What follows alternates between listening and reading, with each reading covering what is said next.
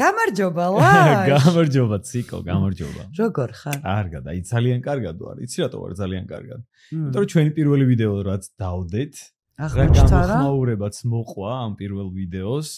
როგორ წაიღო ასე ვთქვა? აი ძალიან კმაყოფილი ვარ. იმიტომ რომ მართლა ვერ ხვდებოდი პირადად მე, კიდე რამდენად ყვარები ვართ თურმე ადამიანებს, რამდენად ყვარებია ჩვენი გახმოვანება, ჩახმოვანება და რამდენად ვენატრებით. და თურმე ვახსოვართ 10 წლის მერეც. ხო, მეც არ მეგონა. მე მეგონა პირველ პოდკასტს რო წერდით, რომ უბრალოდ რაღაც ხუმრობდით, რომ ნუ აი რაც 10-15 ადამიანს გავახსენდებოდით და მართლა ძალიან ბედნიერი ვიყავი ამ ხელა გამოხმაურებით, განსაკუთრებით YouTube არხსა რა. იმიტომ რომ ეს იშვიათია და ძალიან დიდი მადლობა ყველას გულწრფელად გვიხარია რომ გახსოვართ. კი, მართლა ძალიან დიდი მადლობა, იმიტომ რომ აი მართლა ყველა კომენტარს გკითხულობთ, ყველა ნახვას ვარეფრეშებთ და ბედნიერები ვართ ამისგან. ყველა subscribe-ი ძალიან გვისწორდება და აი ძალიან დიდი მადლობა მაგისთვის თქვენ, იმიტომ რომ აი მართლა ესეთი რაღაცა ჯიგრულად მიიღო მსმენელმაც და მაყურებელმაც ეს ყველაფერი. და აღმოჩნდა რომ თურმე ეს ჩახმოვანებულის რაღაც სერია ეგრეთ წოდებული, რომელსაც ჩვენ დიდი დრო დაუთმეთ და გვახსოვდა რომ მომხმარებელსაც უყვარდა, თურმე მართლა ყვარებია ამდენი წლის მერეც და კიდევ ერთხელ დავაანონსოთ ამბავი, რომ რა თქმა უნდა ჩვენ უკვე დაწყებული გვაქვს ჩახმოვანებულ ფილმებზე მუშაობა და რაც მეტი subscribe-ი გვექნება, ცხადია მოვძებნით გზებს, როგორ მოხდეს ამ ჩახმოვანებულების ატვირთვა და ბევრი იდეა გვაქვს ამასთან დაკავშირებით, ეს არის ძალიან მნიშვნელოვანი. ჩვენ პირობას აუცილებლად შევასრულებთ, აუცილებლად დავიწყებთ ჩახმოვანებას, უბრალოდ აი კიდე და კიდე უფრო მეტი სტიმულისთვის, უფრო მეტი ჩვენი გაზრდისთვის, ასე ვთქვათ, ბევრი გადაზიარება, ბევრი ლაიქი, ბევრი subscribe-ი, ბევრი ნახვები და აი ჩვენ მოკლედ დაგაყრით და მოგაყრით მოკლედ ჩახმოვანებებს, არა მარტო ჩახმოვანებებს, ჩვენ ვისაუბრეთ, ეხლა უბრალოდ არ დავაანონსოთ, ნელ-ნელა მივაწოდოთ ჩვენს მაყურებელს, ბევრი რაღაც სიურპრიზებიც გვაქვს დაგეგმილი და აი მოკლედ რა თქვენი ჩართულობით და თქვენი მოხოდვით ასე ვთქვათ ჩვენს მერე ყველაფერს ნელ-ნელა დაგაწევთ რა. და მნიშვნელოვანი იქნება ცალსახად და უკვე ცხადია რომ ძალიან მნიშვნელოვანი და ძალიან მამოტივირებელი არის თვითონ მაყურებლის აქტივობა, რაც ჩვენ მოგცემს პრინციპში ახალ იმპულსებს, რა გავაკეთოთ უკეთესი ვიდრე ვაკეთებდით 10 წლის წინ. რა თქმა უნდა. აბა რა, მათი ინტერაქცია, რა თქმა უნდა, ჩვენ სტიმულზე ეს არის ძალიან მნიშვნელოვანი, რომ ჩვენ მხოლოდ ჩვენთვის არ ვისაუბროთ. ლაშ, დღეს ძალიან საინტერესო თემა გვაქვს და მოდი შენ გახსენე ეს ამბავი. დღეს გვაქვს ძალიან საინტერესო თემა. დღეს ვლაპარაკობთ Netflix-ის ბოლოდროინდელ რაღაც ყველაზე დიდ ჰაიპში, ყველაზე დიდი გამოხმაურების მქონე mini სერიალზე. ეს არის Adolescence, ყმაწვილობა, ახალგაზრდობა, ქართულად აი ბევრი მოზარდობა, უფრო სწორი შესატყვისია მგონი ხა. ხო, შესატყვისი აქვს მოზარდობა, რომელმაც აი დაიპყრო მთელი ინტერნეტ სივრცე და ძალიან ბევრი ადამიანი ამაზე ლაპარაკობს და შეუძლებელი იყო რომ მე და შენ არ გველაპარაკა ეხლა მithumetes. ხა.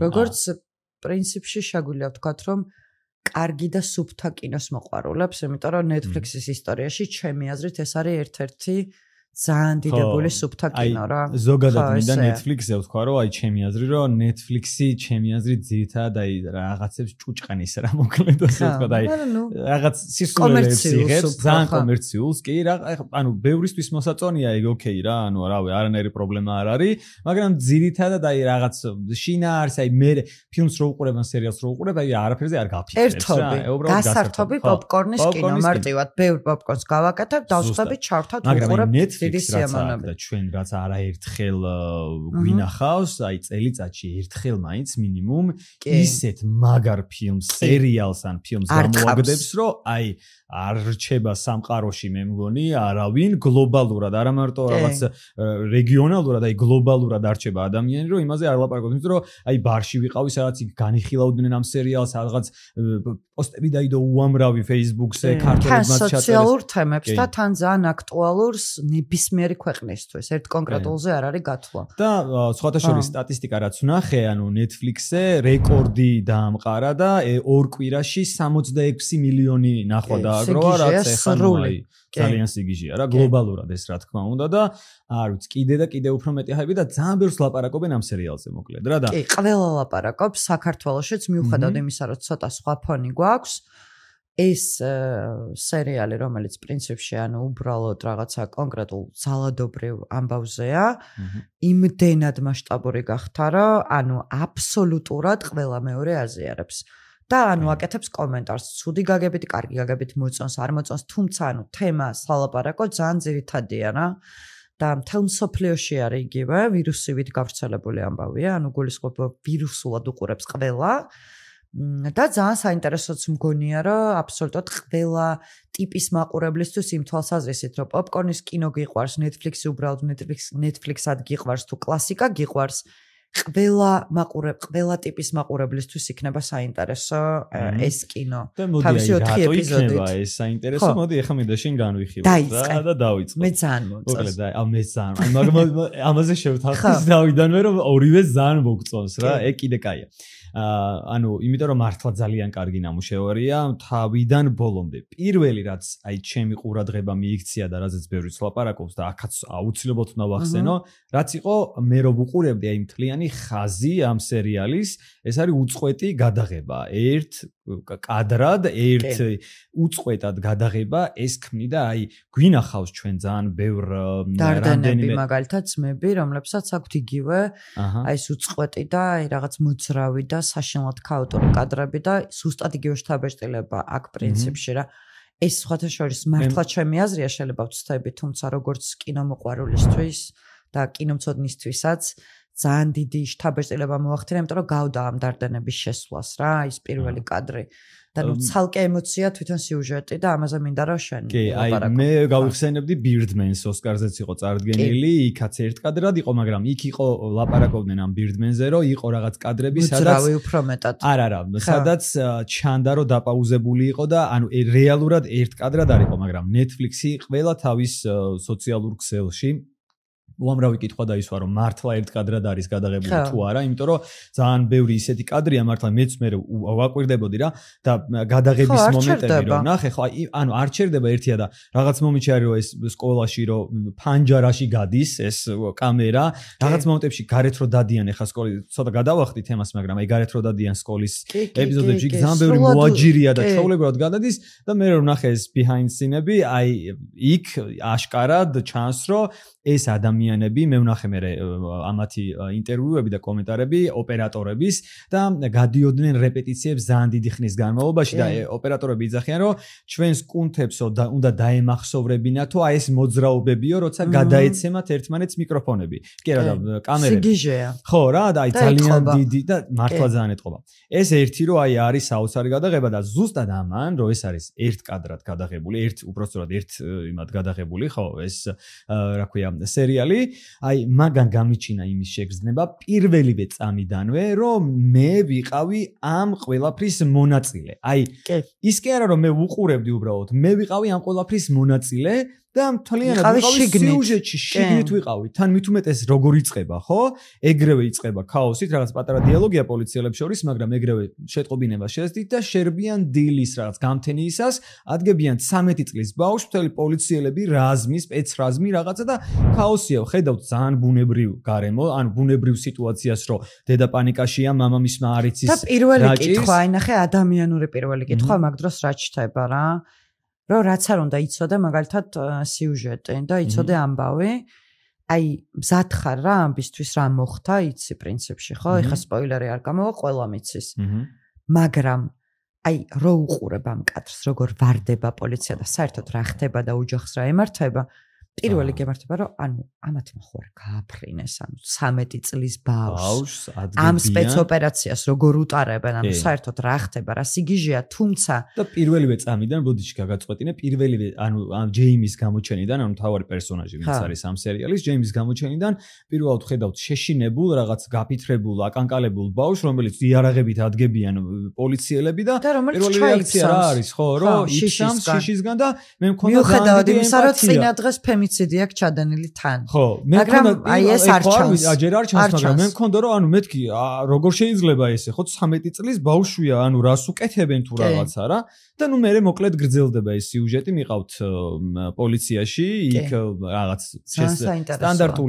სტანდარტულ პროცედურებს გადიან მოკლედ და აი აქედან უკვე იწყება ეს გამოძიების ამბები, ეს რა ქვია, პოლიციელი მიდის და მასალებს კრებს, ადვოკატიც მოდის, მშობლები დაბნეულები, შეშფოთებულები არიან, რომ რა ხდება, არიციან, მოკლედ და აი ძალიან დეტალურად, ძალიან ეტაპობრივად თან, აი ძალიან კარგად არის აღწერილი სხვადასხვა სიუჟეტებში. ხო, და აი დადიხარ მთელი პოლიციის შენობაში რა, ის იქ შედის, ეს გამოდის, ანუ აი ძალიან ბევრ სიუჟეტს გაჩვენა. ზუსტად იგივენაა დავდივართ სკოლაში, ეს ახლა ცხადია მეორე ეპიზოდის ამბავი, ანუ და ჩვენ არ გვინდა რომ ესე დეტალურად განვიხილოთ, მაგრამ ეპიზოდი გავაკეთოთ. ძალიან ცხადად და კონკრეტულად მთელი სერიალის, ანუ 4 ეპიზოდის ამბავი არის ის, რომ სრულიად სხვადასხვა სივრცეებში და მოცემულობებში ჩვენ დავდივართ ოპერატორთან, რეჟისორებთან, სცენარისტებთან და ზოგადად მთელი სერიალის ფილმის შექმნელებთან ერთად მაყურებელი დადის. ანუ არ ჩერდები. პირველი რაღაც ისეთი ემოცია, რამაც მე ამ პირველ სერიაში გამიჩინა, აი ძალიან ისეთი მომენტი იყო ზუსტად ის, რომ ეს ბავშვი, რა თქმა უნდა, რომ იჭერენ იმეორებს, რომ მე არ ჩამიდენია, მე არ ყოფილვარ და აი სულ ეს ხაზი თითქმის ბოლომდე, გარდა ბოლო სერიის აი იმ ფრაზისა, რომელსაც აუცილებლად გავიხსენებთ, იქამდე სუსდევს, რომ ეს ჯეიმი ამბობს, რომ მე არ მომიკლავს ეს გოგო, ეს კეიტი რა და აი ბოლოსკენ უკვე ამ პირველი სერიის ბოლოსკენ ჩანს ეს მამამისი და თვითონ არიან დაკითხვაზე ამ გამომძიებლებთან და ეს გამომძიებელი აჩვენებს ვიდეოს. და ამ მომენტში მამის რეაქცია და შვილის დაკვირვება იმაზე კი არა, რომ თვითონ რაღაც ჩაიდინა და ამისგან ანუ დანაშავიან თუ რაღაცა, აკვირდება მომენტალურად მამამის, რომ მამამის რა რეაქცია აქვს ამაზე. ანუ იმედგაცრუებულია ემოციების წაკითხვა უნდა ჩემი აზრით და ელაპარაკება კიდეც რომ რამე მითხარიო თუ სწორად მახსოვს რა იქ აქ რომ აი რაღაცა გაიგოს რომ მიიღოს რომ მამამის რა რეაქცია აქვს ამ ყველაფერზე რა ინტერესებს ბოდიში ჩაგერთვები მივდივართ ამ საჯაროებისკენ რაც პრინციპში 13 წლის ბავშვსაც კი ცხოვრების მთავარ მიზნად აქვს დასახული რომ საჯაროდ რამდენად კარგად ჩანს რამდენად მოწონთ რამდენად მისაღებია და თუნდაც მამისთვისაც რომელთანაც არ აქვს პირადი და ოჯახური ურთიერთობა, ნუ საბოლოოდ ესე გამოვა, ხო? კი, თითქოს მამაშვილობა, მაგრამ ნუ არ აქვს რა ეს ხიდი არსებობს. მამისთვისაც მისთვის თავარია რომ მამას უბრალოდ მოწონდეს. ხო. და კითხვა ისმება უყვარდეს თუ მოწონდეს. აი მეორე სერიაში რომ გადავალთ მეორე ეპიზოდში და უკვე გადავინაცვლოთ მაკეტკენ ასე ვთქვათ, აი მანდ ჩანს რომ ჯეიმის არა მარტო მამაზე აქვს ეს რეაქცია. საჯაროობა. ეგ მესამე ეპიზოდია, არამედ ყველაზე. მე ხვდი იქ იმიტომ რომ აქვს მას ფსიქოლოგთან რაღაც კონკრეტული მომენტები და კონკრეტული კომუნიკაციები, რომ აინტერესებს საზოგადოება მისთვის მნიშვნელოვანი ასე ვთქვათ ადამიანები რას ფიქრობენ მასზე ის მახინჯია არ არის მახინჯი და ამას კარგი ადამიანია ცუდია საერთოდ რა ხდება ამას მოითხოვს მათგან ეს კიდე ცალკე მისი ფსიქოტიპის რაღაცა ასე ვთქვათ ნაწილია რა მეორე ეპიზოდში გადავდივართ სკოლაში ჯოჯოხეთში აუ ხო რაღაცა საესაშინელება რა იცი რას ვიტყოდი ჩემი აზრი არის ეგეთი რომ ნებისმიერი სკოლა ალბათ განსაკუთრებით ჩვენ რეალობაში ალბათ ახლა ამერიკელი შეიძლება არ იყოს ადამიანი რომელიც იტყვის რომ ჩემ რეალობაში იგივე ხდებოდა მაგრამ ქართველებისთვის თქვა ჩვენი თაობის ადამიანებისთვის და დედის და მამის ადამიანებისთვის ალბათ ძალიან მისაღები გარემოა ამ სკოლაში სადაც საერთოდ არავის არაფერი არ აინტერესებს ეს ბავშვები არიან ბულერები ყველა ერთმანეთს აბულინგებს ვინც ოდნავს სუსტია ის დაჩაგრულია იმას საჭმელს უყრია ნაგავს რო გადაყაროს ნუ სიგიჟე თუმცა აქ მაინც მგონია რომ აი ეს გრძნობითი თვალსაზრისით ხო რატომ არის ძაფრი ეს ყველაფერი რომ ისევ ოპერატორი მუშაობს ძალიან მაგრად ისევ ძალიან უწყვეტი აი ეს ლაბირინთული სცენები გაუჩერებელი შეუწყვეტელი აი ეს ახლო კადრები ახლო ხედები აი ეს რაღაცა გულებელ ყოფან თვითონ მასწავლებლების მოსწავლეების მიმართ აი ემოციობა სული რაღაცა აბსურდის თეატრია ამ სკოლაში რეალურად თუმცა საბოლოოდ ამ სკოლის სცენასაც და სცენებსაც რამდენიმე სხვათა შორის ამ ლაბირინთებში ვიკარგებით იმდენი სცენა ხდება რა მივყავართ იქამდე რომ რაღაცა თანამზრახველივით ადამიანი გამოჩნდება ხო, ეს ბიჭი ხო, თითქოს რაღაც პირველი სიგნალი ჩდება ამ სერიალში, ამ 4 ეპიზოდიან სერიალში, როცა ჩვენ ფიქრობთ, რომ აი რაღაც ვიპოვეთ რა, როგორც მაყურებლებმა და სხვა შორის ეს სერიალი თვითონ პროცესუალური თვალსაზრისით არის ძალიან საინტერესო, იმიტომ რომ ჩვენ თითქოს ამ დრამატურგიასთან და ოპერატორთან და კამერის სისწრაფესთან და ამ ჩქარდა ძალიან გიჟივით სწრაფხედებთან და დინამიურობასთან და ახლოხედებთან ერთად ვეძებთ ჩვენ თვითონ დამნაშავეს. და ვიპოვეთ რა თითქოს მეორე ეპიზოდის ბოლოს და საინტერესოა ცალსახად. კი, ეს ძალიან საინტერესოა და როგორ მოხდა კიდე ეგ ცალკე საინტერესო ამბავია, იმიტომ რომ ეს გამომძიებელი, ვინც იძიებს ამ საქმეს, ანუ მიდის სკოლაში და სკოლაში ატარებს დაკითხვებს, შედის სკოლაში, კლასებში უпростоრად მასწავლებლებს ესაუბრება, ბავშვებს ესაუბრება, რომ რაღაცა დაიჭიროს ამ ამბიდან, რაღაცა მოკლედ აინტერესებს ინფორმაცია. და ეს შვილი ამ გამომძიებლის შვილით ამ სკოლაში სწავლობს. მოკლედ იმის შემხედვარე, ამ მამამისის შემხედვარე გადაწყვეტს ეს ბავშვიც, რომ დაილაპარაკოს მამამისს და აი მანდ კიდე ძალიან მნიშვნელოვანი ინფორმაციას ვიღებთ და ვიგებთ ამ ბავშვისგან, რაც არის აი ეს მე ვხვდებით რაზე მოდის ეს ამბები რო არის კიბერბულინგი, რაღაც ტერმინები რაც პირადად ეხა მეც არ მესმოდა, ანუ შეიძლება რაღაც არ დიდი თაობის წარმომადგენელი არ ვარ, მაგრამ არ მესმოდა არც მე. 80-დან 20 ჯარგვესმოდა რა, ანუ პრინციპში ჰეშტეგები ვიჩნდება ამ ბავშვებში ეს. წითელი და ლურჯი რაღაც მატრიცას ამბები შემოტანილი და ეს ბავშვი უხსნის მამამისს, რომ საერთოდ სხვაგან არის, მოკლედ და რეალურად აი კომენტარები ინსტაგრამის ამ ჯეიმის ინსტაგრამის ქვეშ, რასაც ეს კეიტი უწერდა, მოკლედ ამ კომენტარებში ყველა ფერს, ყველა ემოჯის თავისი დანიშნულება აქვს, მოკლედ და აქ პარალელურად, ნუ ჩვენი მთავარი ამბავი ხო ვიცით, რომ ეს ჯეიმის და კეიტის ამბავია, მკვლელობის ამბავი, ხო, მაგრამ კეიტი სულ ერთხელ ჩანს, ესეც საინტერესოა. ამაზე მე ბოლოსკენ ვისაუბროთ, არაფერი არ ვიცით რა, ნუ კი ვარკვევთ რაღაცას, მაგრამ სვერპლზე უბრალოდ რა. კი, ხო და აქ ჩანს კიდე ერთი ძალიან მნიშვნელოვანი ხაზი, რაც პოლიციელი, ეს გამომძიებელი ხვდება და არკვევს, რომ თავის შვილთანაც, ანუ პარალელურად რა, ძალიან დიდი გაუცხოება აქვს. კი. არის სკოლაში რომ მიდის და იქ დარბის მერე ხვდება, თორემ მანამდე საერთოდ ვერ გაიგო. ზუსტად, ამ საუბრის მერე რა, არ ესმის მისი კომუნიკაციის ენის, არ ესმის მისი ტერმინოლოგიის და ხვდება, რომ გარდა იმისა, რომ უბრალოდ ზრდის და მამა მიხვდი, ანუ ჩასაცმელი აქვს, ოკეი, კაი, რაღაცა ჭამს, ფული აქვს სკოლაში. შვილი არა. გარდა იმისა, ურთიერთობა არ აქვს. და ეს გამომძიებელი ბოლოსკენ უკვე აი ძალიან კაი მომენტია ეგ რა, აი ძალიან, ანუ ხვდება ამ ყველაფერს, იაზრებს პარალელურად ამ გამოძიებისა და სკოლიდან რო გამოდის ეს ბავშვი, ეუბნება, რომ წამოდი სადმე ჭამოთო და ბავშვის რეაქციასაც უყურებთ, რომ ძალიან ესიამოვნა. და კი არ უარყო ეს ყველაფერი და კი არ მცალიაო, მაგრამ წამოვალო. ხო, ან დიდი სიამოვნებით მე რო ჩაჯდა რაღაც ბედნიერად იქ წავიდეთო, ჩინურში წავიდეთო, მე მგონი ჩინურს ამბობს, თუ სწორად მახსოვს, მოკლედ და რაღაცას უკვე გეგმავს რა, ამ ყველაფერს. და აი ძალიან მნიშვნელოვანი, ეგეც ძალიან მნიშვნელოვნად მეჩვენა რა, და აი ძალიან კაი მომენტია ეგეც, რომ თითქოს ეს გამომძიებელიც დაინახავს ამ თავის შვილთან გაუცხოებას და იმ დიდ რაღაც ნაპრალს, რაც ფაქტია რომ არის. და ფაქტია რომ ეხა მე შეიძლება დასკვნით ამბავში გადავიტანოთ, მაგრამ ფაქტია რომ ყოველთვის იყო ეგ.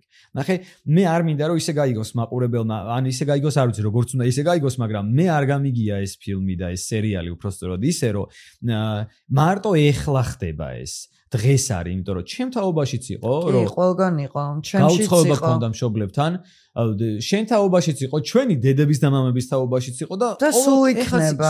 ცალსახად, უბრალოდ ერთმანეს ვიტყვე. ბევრმა აქ ბოდიში დაუნთორებ, ბევრმა ისე წარმოაჩინეს, რომ თითქოს დღეს აქ და ახლა პრობლემაა, ახალი თაობის პრობლემაა ეს მხოლოდ და ვაიმე, აი უბედურება გჭირს თუ რაღაცა, იმიტომ რომ ბევრი პოსტები ვნახე, რომ ვაიმე თუ რაღაცა და ანუ არ არის ეს ჩვეულებრივი ის ჩვენი ცხოვრების ის ნაწილია, რომელიც ძალიან ინერციით მიდის და მაგას ვერ ბუნებრივია სრულიად ამ განვითარებასთან ერთად. ხო და მნიშვნელოვანიც რა არის, რომ ყოველს ცხოვრებაში ყოფილა და იქნება მით უმეტეს ჩვენ რეალობაში რა. და მით უმეტეს ევროპის რეალობაში, რომელმაც ფაშიზმი გადაიარა, ეს რაღაცა გადმონაშთები სულ იქნება რა, ძალადობის გვინდა არ გვინდა ესეა და ჩვენც ამის ნაწილი ვართ ცალსახად მით უმეტეს მიმდინარე პროცესებში.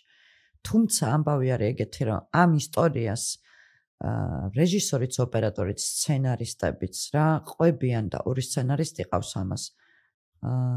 და რეჟისორი და საერთოდ აი მთლიანად თიმი რა, აი გვიყვება იმდენად მაგრად და პირველ რიგში ანუ ეს ოვენ კუპერი, ანუ მსახიობი, ვინც თამაშობს ჯეიმი მილერის როლს.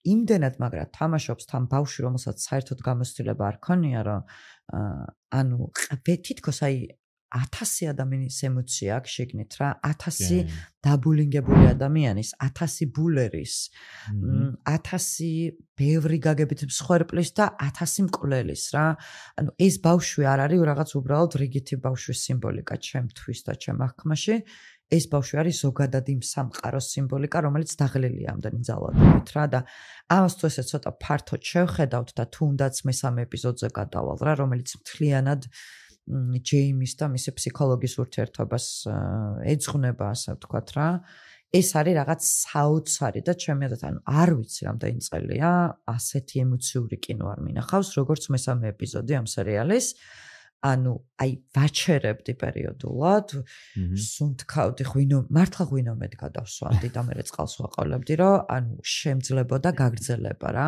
მდენად ემოციური იყო მესამე ეპიზოდი ადამიანური და ზოგადად მორალური თვალსაზრისით და ჩემთვის მართლა ამ ბავშვი არ არის ერთი კონკრეტული ბავშვი ან ერთი ადამიანი რა და ამ ბავშვს ასამართლებენ როგორც ადამიანს თან ეს არის ძალიან საინტერესო რა და ეს არის არასრულწლოვანი და იმდენად დიდი დანაშაული აქვს ჩადენილი, რომ ასამართლებენ როგორც დიდ ადამიანს.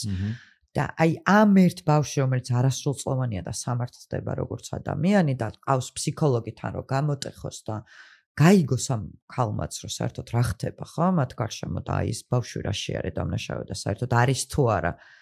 ანუ იმდენად სხვანაირი მექანიზმები მუშაობს ზოგადად ამ სცენაში და დრამატურგიაში, რომ მართლა არ ვიცი ბოლოს როდის ვნახე ესეთი კინო რა. ძალიან დიდხანს ვიყავი შთაბეჭდილების ქვეშ, მახსოვს რომ ვტიროდი, აი ბევრი პოსტი იწერება რომ მე-4 ეპიზოდის ბოლოს ვტიროდი და მე ვტიროდი მე-3 ეპიზოდის ბოლოს რა, როცა ფსიქოლოგმა როცა გაიყვანეს ბავშვი დაიწყო ანუ აი ეს პანიკა დაიწყო, იმიტომ რომ ძალიან დიდხანს იკავებდა რა, იმიტომ რომ ეს არის რაღაცა სიგიჟე სცენა. ეგრის მერე დაიწყო თან ძალიან კიდე მნიშვნელოვანია რა. ანუ როგორ იწყება ამათი ანუ ურთიერთობა კომუნიკაცია საზარელი ადამიანია კომუნიკაცია როგორ იწყება რაღაც ცხელი შოკოლადი შემოაქვს ეს ბავშვი ძალიან ბავშვურად ბედნიერად ეუბნება რომ სენდვიჩი არ მომწონს ხო რა კარგია რომ ცხელი შოკოლადი მომიტანე მადლობა თუ რაღაცა ეს სენდვიჩი რაღაცა არ მოწონს რაღაცებზე აი ძალიან თბილი ძალიან კარგი კომუნიკაცია აქვს მოკლედ ამ ფსიქოლოგთან და სხვადასხვა იცი რას დავაკვირდი ნუ ეგ ხა მარტივი შესამჩნევი იყო რა როგორ იცვლებოდა ფერები განათება უფრო სწორედ დაკვირვება თვითონ სახეზე განათება იყო ძალიან ის რომ როცა იძაბებოდა საერთოდ სხვა განათება შემოდიოდა და წვიმის ხმა ირთვებოდა ეგე ძალიან ახდენდა ანუ აი გარემოს აღქმის და კიდე აი შიგნით ჩართულობის ამბავს კიდე უფრო მეტად მაღლაწევდა ასე ვთქვათ რა და მე უკვე როდესაც იწყებს ეს ფსიქოლოგი მამამისზე კითხვების დასმას ეს ბავშვი ხდება აი შეუვალი. სრულიად სხვა ადამიანი ხა. მოძალა და ეს ბავშვი ცალსახად ტრანსფორმირდება და ხდება ბავშვიდან კლასიკური ძლიერი მოძალადე. და აი ამ მოძალადის შემდეგ უკვე რაღაცა და манипуляტორის შემდეგ ანუ ძალიან უმართავი ფსიქოპატი. და აი ამ გარდასახვაში ჩვენს ვიკარგებთ რა, მაყურებელიც ვიკარგება. თუმცა მე არ ვიცი, აი მაგაში ცოტა შეიძლება რომ განსხვავებულად დავინახო და შეგეწინააღმდეგო ჯეიმის ამბავი.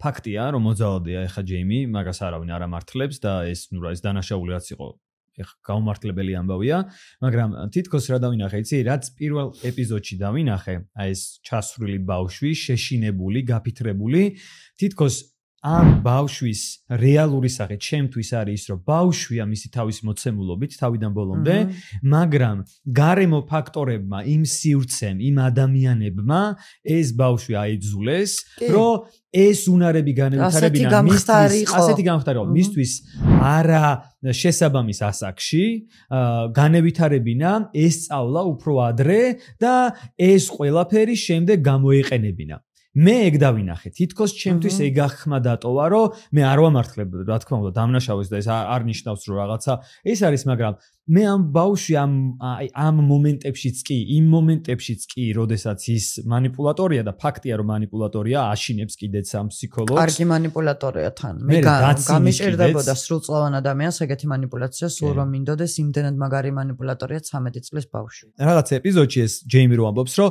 მე რაც გავაკეთე და აი არა, წამოცდენა არა. ან ვის იყო რომ იმენა ამბობს რა, მე რაც გავაკეთე და დაწებული ვარ რომ უსმე რომ აი რა ესე ვიყავი რომ აი თქვას რომ აი დაადგეს საშველი თუ რაღაცა და ზუსტად აი ესე მიყურებს აი იმენა მე შემომხედა რა ფსიქოლოგს უთხრა მაგრამ ჩემ თავზე მივიღე რომ აიო ეხა როზის დონის კადრი ანუ ბერგმანს შეეძლო მხოლოდ ეგეთ ახლო ხედში კინოს გაკეთება ანუ ხა ვერ შევადარებ მაგრამ დონის მართლა იმოქმედა ზუსტად ისე როგორც იმოქმედებდა ბერგმანი რა ძალიან ბევრი გავლენა ეხა შენ ის რა ქვია ელოდები რომ რაღაც მნიშვნელოვანი გითხრა არა და რაღაცა და აი ჩემ თავზე მივიღო რომ დებილი ხარ აზი ხარ აქ ხო ანუ ბავშვმა დამითრია იმენა ამაში და მე აი ველოდები თუ რაღაცა და მე აი იმას აი ცინიკურად მიპასუხა რაღაცაზე აი ნერვი მომშვა დავაპაუზე ეგრევე მეთქი ანუ აი რა ხდება თუ რაღაც ბოლოს კიდე ამ ბავშვის აი სუბოლო გაგიჟება მოკლედ და აფეთქება რასაც ვის გამოც ხდება რეალურად რა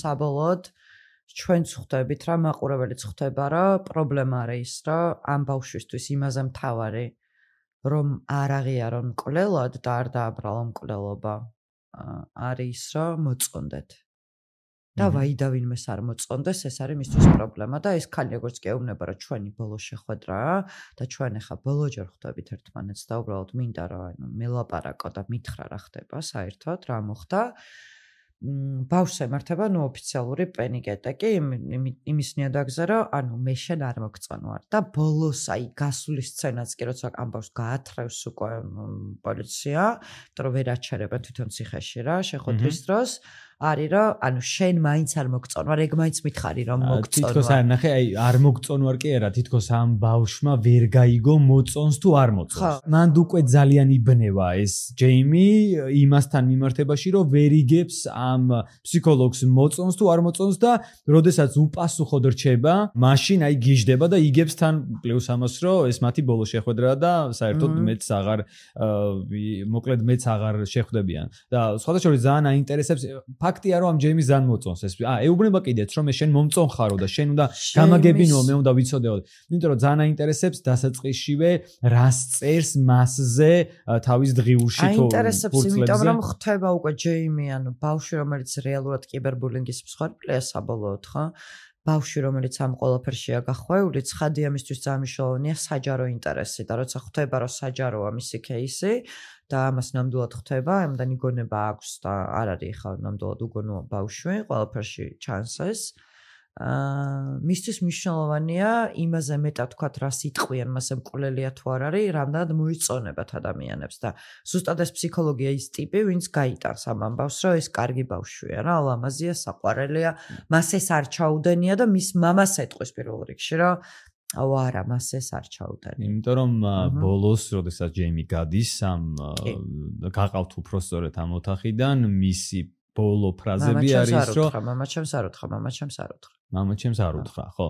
და ძალიან ნერვიულობს ის მამაზე და ზოგადად მე გადავდივართ მეოთხე ეპიზოდზე, დასკვნით ეპიზოდზე, აქედან უკვე და რომელიც ძალიან მნიშვნელოვანი ნაწილია ამ სერიალის, გავაგრძელებ და მე ჩამერთა შენს ну საბოლოოდ აი ძალიან დამარცვლა რო არ გამოგვივიდეს რეალურად, მაგრამ მგონია რომ ამ სერიალის მაყურებლებისთვის მაინც დამარცვლად საჭირო იქნება, იმიტომ რომ მე თვითონ დავმარცვლა ჩემ თავში და დამჭირდა რა ბევრი ფიქრი და ძალიან ბევრი მაყურებელი ვიცი ამ სერიალის, ხო? მიუხედავად იმისა, რომ ეხა დაიდო და ეხლა ვლაპარაკობთ ამაზე, რომლებიც დღეების და კვირების განმავლობაში აანალიზებდნენ ზოგადად ამ 4 ეპიზოდს.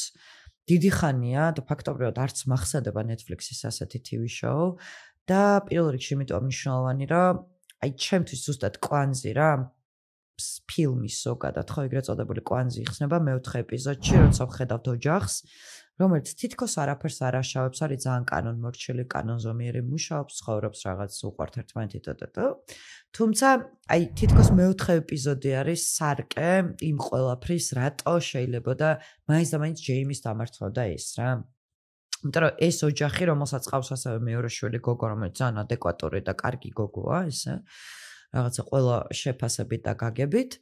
ეს ოჯახი მაინც აღმოჩნდება ის ოჯახი, რომლებიც იმის გარდა რომ ერთმანეთს ატყუებენ, პირველ რიგში საკუთარ თავს ატყუებენ რა და ძალიან მძაფრად ჩანს ეს სცენა და აი გულში ჩამწტომი და აი შემარყეველია მართლა ადამიანურად, განსაკუთრებით ნუ ეხა დაბადების დღით იწყდება მამის როცა ბავშვის წერილს, ჯეიმის წერილს ხედავს რომ აი მამა გილოცავ, თუმცა ჩემთვის ყველაზე მძაფრია იმ თლიანად ამ ოჯახის სახე გამოჩნდა გზაში. როცა გზაში მიდიან და მოდი ჩინურ რესტორანში წავიდეთ და უი ხო დღეს შენი დაბადების დღეა და მოდი ვისაუბროთ და მე ჩინურ რესტორანში თითქოს ცდილობენ რომ მათ გარშემო არაფერი არ ხდება, მაინც ინარჩუნებენ, ცდილობენ რომ შეინარჩუნონ სწორობა, ატყუებენ თავებს და ერთმანეთს, ბოლო წერტილამდე სანამ მიიღებენ ჯეიმის სარს. ხა იქ რაღაც დრამებს რო იქ დაუწერეს ნაბიჯვარავ და კვლელოდან, ანუ ამ ამბებს აღარ მოუყვები, იმიტომ რომ ხა იქ ძალიან დრამატურგიული ნაწილია. თუმცა საბოლოოდ მგონია რომ ამ სერიალის კვანძი როცა მაყურებელი დარბის, ანუ ამ ოპერატორთან და სცენარისტთან და საერთოდ რეჟისორთან და ყველასთან ერთად და ვერ ხვდება რა მოხდა, საბოლოოდ კვანძი იკვრება მეოთხე ეპიზოდში, როცა ვიგებთ, რომ ეს ოჯახი არის ოჯახი, რომელიც რეალურად ერთმანეთთან არ ლაპარაკობს. და აქაც ვიგებთ სავარაუდოდ იმ ბავშვის პრობლემას, რომელიც გახდა მსხვერპლი, თვითონ გახდა მერე მოძალადე, გახდა ბულინგის მსხვერპლი, გახდა ბულერი და საბოლოოდ როგორ გაიზარდა მკვლელი. უბრალოდ უთქმელობით და სიჩუმით, როცა ადამიანებს გონიათ ხოლმე, რომ სიჩუმით არაფერს არ აშავებენ, არ შემჩნევით არაფერს არ აშავებენ და რეალურად ან იმ ადამიანებზე მეტად ვინც იმჩნევენ, დიდი მკვლელები და დამნაშავეები არიან ადამიანები, რომლებიც უბრალოდ ჩუმად არიან რა. საბოლოოდ მე ესე აღვიქვი.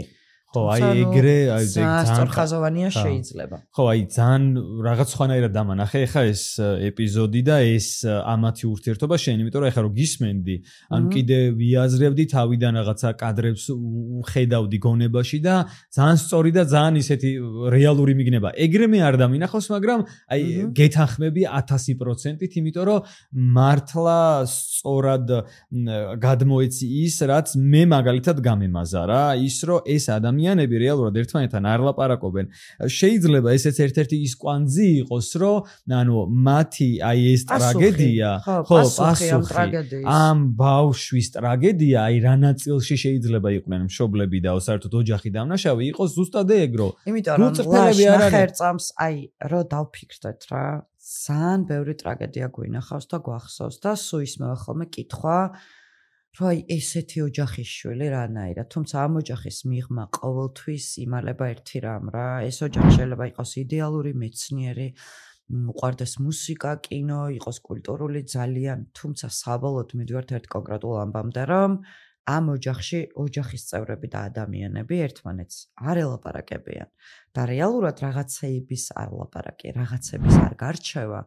მიგვიყვანს ყოველთვის პირველ რიგში ალბათ შვილებთან იქამდე, რომ უბრალოდ რაღაც კითხვები და რაღაც პრობლემები დარჩება პასუხგაუცემელი და უკვე მოზარდობის ასაკში არის ეგ პრობლემა. თუმცა თუ გადავლახავთ, ალბათ უკვე მერე თვითონ მოზარდი იწყებს ხდები ლაპარაკს, უბრალოდ ცუდი ასაკია.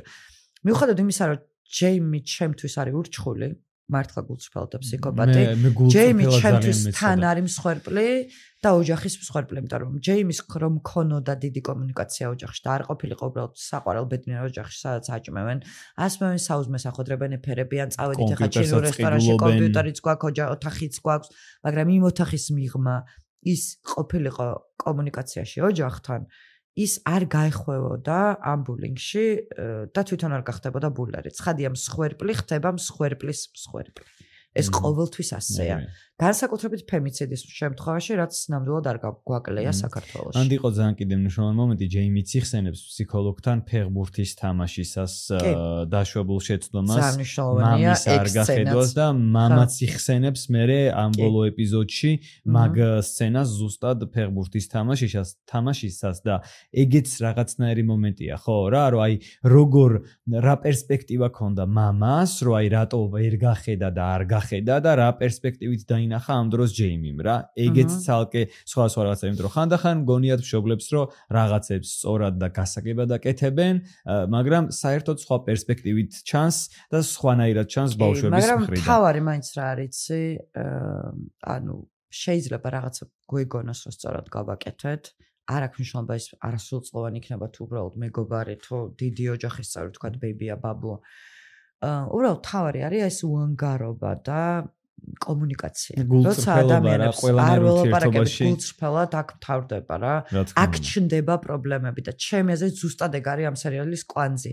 მე შეიძლება ძალიან ერთპიროვნულად აღვიქვამ ამ ყველაფერს და ჩემი რაღაცა აზრი მაქვს და საერთოდ სხვა რეცენზიები დაიწეროს კიდე იმიტომ რომ ახალია რა ეს სერიალი. თუმცა მე ესე ვხედავ და მგონია რომ კვანძი იქნება აქ რა. კვანძი არის იქ რა თავარი ადამიანობაშიც გვეყოლება შვილები, ძაღლები, კატები, ადამიანები თუ უბრალოდ მეგობრები თუ აი არ ვიცი რა, ანუ ზოგადად კომუნიკაციაში მთავარი არის გულწრფელობა და ამის იქით ყველაფერი სხვადასხვაგვარი ინტერპრეტაციით ხდება. როგორც კი ეს მთავრდება რა, ეს არის ანუ რეალური იდეა ამის ჩემი აზრით. და ბოლოს მოდის ის სატელეფონო ზარი, რომელსაც ვიგებთ ჯეიმისგან, რომელსაც ისმენს მთელი ოჯახი. რომელიც იწევს ამ ოჯახში გამოფხიზლდელებას და სიკვდილს რა, ანუ გლოვას უკვე. ესე ჩანს რეალურად, ხო? არ ფიქრობ, რომ გლოვა იწყება? კი, მაგზარის მერე იწყება მართლა ნამდვილად გლოვა, იმიტომ რომ მაგზარის შემდეგ სახლში მისვლა და დედის და მამის საუბარი, ჩემთვის იყო იმდენად გზა ეს რაღაცა ის ჯოჯოხეთი არ ვიცი რაღაც ძალიან აი ანუ სიჩუმის რაღაცა ძალიან მძაფრი აი გამაყრუებლად და რა ვახსენო რომ აი ეს ახლო კადრები ხო თუნდაც აი რაღაც მანქანაში სამივე ოჯახის წევრი ჯეიმის გარეშე დარჩენილი ჯეიმი რეკავს ჯეიმი ლაუდსპიკერზეა ეუბნება რომ დედასაც ესმის რომ მე ვაპირებ რომ დანაშაული ვაღიარო მამის ჯოჯოხეთი დედის ჯოჯოხეთი დის ჯოჯოხეთი ახლო ბერგმანული კადრებით ბერგმანული კადრები ბევრი ბერგმანული კვადრები გვექნება ჩვენ პოდკასტში ბერგმანის ახლო კადრებით ანუ ვხედავთ ამ ყველაფერს და ანუ ზედმეტად ემოციურია და ძალიან ახლოა რა ძალიან ადამიანურია საბოლოოდ და ზუსტად აგიწყება ამ ხალხის ადამიანობა სამივეს პრინციპში დას ვერ დავუწუნებდი რომ არ იყო გულწრფელი ხო და მე მგონი ყოველთვის გულწრფელი იყო რა უფრო მშობლების იქ ოთახში საუბარი მათი დიალოგი ერთმანეთზე მათ შვილზე ანუ ეჩემს იმდენად ჯერ რა თქმა უნდა იმას არ ვახსენებ რომ აი სამსახიობო შესრულება ამ ადამიანების იყო რაღაც აი A++ კლასის კი არა და არ ვიცი რაღაც საოცრება ბრიტანული სკოლაა და ეს არის ძალიან სწორი და მაგაზე არ საუბრობ ვერ ვისაუბრებ იმდენად მოიტანა ეს ემოციები ჩემთან იმდენად აი ძალიან რაღაც ძიმედი მოქმედა ძალიან რთული მოქმედა მე პირადად არ ვიცი ხა მე ძალიან სენსიტიური ადამიანი ვარ და ხოლა კი და ვერ შევიკავე სხვათა შორის ეს ემოციები ძალიან მძაფრი იყო ძალიან რეალური იყო ძალიან რაღაც ისეთი იყო ხო რაც არ უნდა ვიხუმროთ ანუ საბოლოოდ Netflix-მა თავისი არსებობის ისტორიაში შექმნა ისეთი TV show შეუქმნია თქვა 20 ეპიზოდიანი TV show რომელსაც ადამიანები ერთ ღამეში უყურებენ და დარწმუნებული ვარ რომ ამ 4 ეპიზოდიან TV show-ს ადამიანები ერთ ღამეში ვერ უყურებდნენ იმიტომ რომ მე მაგალითად რომელიც ვჭამ კინოს ანუ მართლა 5 და 6 კინოს ანუ სრულმეტრაჟიან ფილმს უყურებ დღეში და სერიალებსაც ვამატებ ხოლმე ანუ სამუშაო დღის მერე და მერე ვიძინებ ვაჩერებდი და 4-5 დღის ინტერვალით მაგ ეს ეპიზოდები ნანახი იმიტომ რომ იყო ემოციურად ძალიან რთული განსაკუთრებით მესამე და მეოთხე ეპიზოდი როცა უკვე ადამიანების სახეში შულდება და განსაკუთრებით ოჯახი და ნუ მამის სცენა ბოლოს არის არ ვიცი რა ისეთი ბუნებრივი იყო ყველაფერი ისეთი ბუნებრივი იყო რომ აი არ ვიცი და ჩემთვის კიდე აი ბოლო მომენტი იყო რა აი კვანძის გახსნას რასაც ეძახი ხა ეგ შეიძლება ეგეთი ტერმინოლოგია მე არ მაქვს ჩემს სიტყვებში არ არის ეგ მაგრამ ეგ კინომცოდნეებს გაქვთ ხოლოდ თქვენ გაქვთ მე არ ვარ აქ როგორც კინომცოდნე ხო მაყურებელი ვარ ეგ აი თითქოს პასუხი ამ სერიალის ბოლოს იყო ის რომ როდესაც მშობლები გამოდიან ბავშვი ამოდის რომ ბრექფასტი საუზმე კონდესო და დაგვაგვიანდა არა ეგაა ყველაზე მაგარი გაგახსენებ დაგვაგვიანდა ეუბნება ნუ ვერ ვისაუზმე და მოდი ჩინო მანამდე ხო გეგმა იყო ჩინოში და ბავშვი ამას მოდი ჩინური სახლში გამოვიძახოთ ხო და ბარემ ჩადიო ეუბნებიან და მამამისი ეუბნება ამ დროს დედამისს ეკერა და თავის მეუღლეს რომ ანუ ესეთი კარგი როგორ გამოგვივიდაო რა და როგორ ავღზარდეთო ესეთიო და ზუსტად ისე ავღზარდეთ როგორც ისიც ჩვენ ისიც ჩვენ არა როგორ შევქმენითო ისიც ჩვენ შევქმენით აი და ეს იყო ჩემთვის თითქოს იცი რა პასუხი რომ კონკრეტულ ადამიანებზე, თუნდაც ერთი და იგივე ოჯახში აღიზარდოს რაღაც რამდენიმე ადამიანი, ერთი და იგივე სივრცე, ერთი და იგივე გარემო, ერთი და იგივე ადამიანები სხვადასხვანაირად მოქმედებს. გარემოს გააჩნია საბოლოოდ, მაგას ვიყო თითქოს იცი როგორი პასუხი, ეგ რომ ანუ საბოლოოდ არც ამათი დანაშაულიც არ არის. მიხვდი, ანუ თუ იმანაც ბუნებამაც არ უშველა მოკლედ ადამიანს, ხო, ანუ მარტო აღზრდა არ უშველეს. ჩემთვის ეგ პასუხი დავინახე, მე აი ეგ ხაზი დავინახე ძალიან რა. იმიტომ რომ ეს ბავშვი, ეს გოგო მართლა ძალიან კარგი, ადეკვატური უძლებს, ასე ვთქვათ, მასზე რა ბულინგი არ არის, მასზე ძალადობა არ არის, მას იგივე სკოლაში დადის, იგივე გარემოში უწევს ცხოვრება, იგივე სოციუმში და იგივე სოციალურ ფენაში. გეთახმები რომ ერთი ტიპი აქცია ამ ყველაფერმა მონსტრად და მეორე ადამიანი უბრალოდ ჩვეულებრივ ადამიანად უგრძელებს. ნახე ბუნება, ფსიქიკა, მენტალური ჯანმრთელობა აბსოლუტურად ყველაფერი შველის, თუმცა ნახე როცა არასრულწლოვან ადამიანზე ვსაუბრობთ, ეხლა მე არ ვარ ფსიქოლოგი და ვსაუბრობ როგორც კინომოყვარული ამ შემთხვევაში პერსონაჟზე. აქ არის ერთი ამბავი რა, როცა ჩვენ ყავს მოცემულობა პერსონაჟი ოჯახში და არის არასრულწლოვანი, იმ შემთხვევაში როცა ოჯახი მაქსიმალურად ცდილობს მასთან კომუნიკაციას, მასზე ნაკლები გავლენა იქნება იმ გარემოს პირობითად, რაც არის სკოლის ლაბირინთი, მიხვდი? მე აქ ვარ, თუმცა საქართველოში მაგალითად ჩვენს რეალობაში საერთოდ არ არის ეგ გასაკვირი, ჩვენ იმხელა ტრაგედიები გვაქვს, ერთი კი არა, 5 მაგი და 4 მაგი მკვლელობების მომსწრეები ვართ 90-იან წლებში ჩვენ არა, ჩვენი მშობლები, მაგრამ გაგვიგია.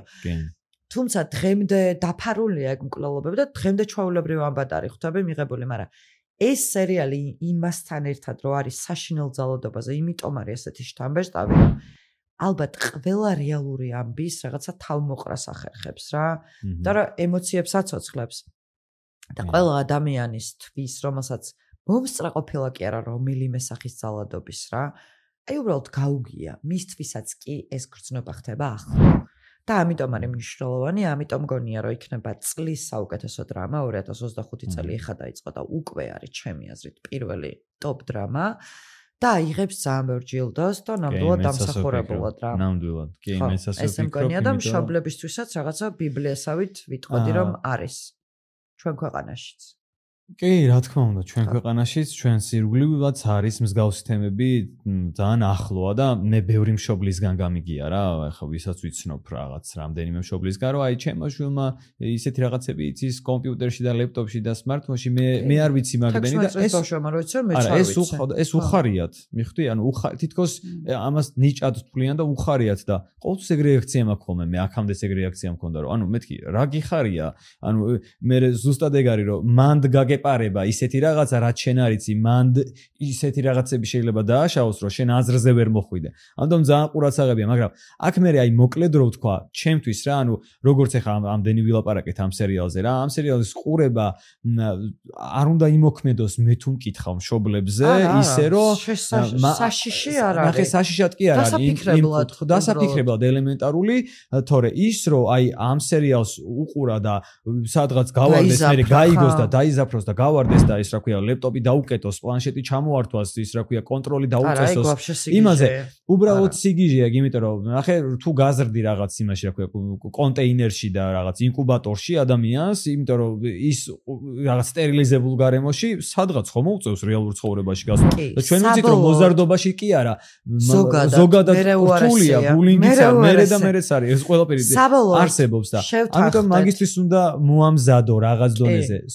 ნახე სწორი არის რაც შენ თქვი რა, ანუ გულწრფელობა, სწორი კომუნიკაცია და სიყვარული, როცა ადამიანი იღებს უპირობ ცხოველს, რატომ ვუყვარვართ უპირობოთ და ჩვენც რატომ გვიყვარს უპირობოთ, იმიტომ რომ ჩვენ პირობები კომუნიკაციაში ვერ ვლაპარაკობთ, მაგრამ ვლაპარაკობთ თვალებით, ემოციით.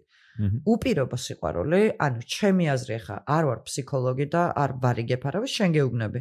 როგორც მაყურებელი ამ ფილმის, რომელიც ძალიან მომეწონა, როგორც პრობლემის ასახვა, როგორც გამოსავლის ძიების პროცესი და როგორც ზოგადად კინო თავისი საინტერესო ხერხებით რა და თანამედროვეობაში ნამდვილად საინტერესო ჟანრით და ნამდვილად საინტერესო სცენარით და კამერით და საერთოდ ყველაფრით. ანუ თავარი როცა ამ კომუნიკაციაზე ვლაპარაკობთ, ხო როგორ არ უნდა მივიდეს ვინმე ჩვენს გარშემო, ვინც გვიყვარს ძალადობამდე და როგორ არ უნდა გახდეს მსხვერპლი და მსხვერპლი ავტომატურად ხდება მოძალადე, ამაზე კითხვის ნიშანი აღარ გვაქვს, ხო არავის ეს ასე ლუპია ეგ რა. ანუ პირდაპირ პროპორციული. შედეგობრივი. უბრალოდ უანგარო სიყვარული, რომელიც ნუ ახლა თუ შვილი ყავს, პირდაპირ ვალდებულებაა და ამ მშობლებს უბრალოდ ვერ ქონდათ ეს გააზრებული, თორე თუ ადამიანს ამას იაზრებ ეს ძალიან კონკრეტულად და ძალიან სწორხაზოვნად ესე ხდება და ეს ძალიან ბუნებრივია. გეთანხმები. ხო. მე მგონი ძალიან ისეთი რა. მგონი ძალიან სერიოზული და სევდიანი პოდკასტი გამოვიდა და ხო, მაგრამ ნუ ეხა სხვანაირად ჩვენ მაინც პერიოდულად დავუბრუნდებით ხოლმე ამ სერიოზულ ეპიზოდებთან ერთად, რომელიც ცალსახად იქნება იმას მორგებული, ვთქვათ, რა გავა ჩვენს რა იქნება, რა თქმა უნდა. თვალსაჩინოში, ხო, ეხა იყო ეს აქტუალური თემა, იყო საინტერესო, იყო ამაზე ყველა გაგებით. თუმცა ჩვენ მაინც სულ დავუბრუნდებით ჩახმოვანებას, რომელიც იქნება აქტუალური, მოვძებნით გზებს, თქვათ, ამ ჩახმოვანების მოცემულობის დაბრუნების. კიდე ერთხელ ძალიან დიდ მადლობას ვეთქვით ყველა ჩვენს გამომწერს. დიდი მადლობა. ყველა ჩვენ კომენტარს, იმიტომ რომ აი ისეთი ბედნიერი ვარ მოკლედ ამ კომენტარებით, ისე მიხარია, ანუ მართლა პატარა. ისე მგონია რომ 10 წლის წინ ვარ. ხო, პატარა ბავშვით ესე ვარეფრეშებ და ყველა კომენტარი, ყველა ლაიქი, ყველა ეს რა ქვია, გამოწერა არის რაღაცა იმის რა ქვია, აღტაცების მიზეზი. ჩემი აღტაცების მიზეზი. მოკლედ, ხანდახან ესეთი სერიოზული პოდკასტებიც გვექნება. ვერაულით უბრალოდ გვერდს როგორც ციკლ თქვა. ხანდახან ჩახმოვანებული, უბრალოდ. ხანდახან უბრალოდ ჩახმოვანებული, ხანდახან რამდენიმე კომენტარი დაიწერა, რომ ამ პროფესიაზე გინდათ რომ ვისაუბროთ და თუ იქნება კიდევ უფრო მეტი ინტერესი გახმოვანების მსახიობობაზე, არაჩვეულებრივი გახმოვანების მსახიობები არიან ჩვენ ქვეყანაში, საოცარი უმიწიერესები. დავპატიჟებთ ბევრი სხვა რაღაცა. მე გვინდა რომ მოდი დავანონსოთ ეგეც, რომ გვინდა რომ თუ რამე სურვილი იქნება შევახედოთ ეს ადამიანები იმ სტუდიებში, როგორ კეთდება პირობითად დუბლირება, როგორ კეთდება გახმოვანება და ასე ჩახმოვანება მათ შორის, ნუ ეხლა რა თქმა უნდა ჩახმოვანება მათ შორის.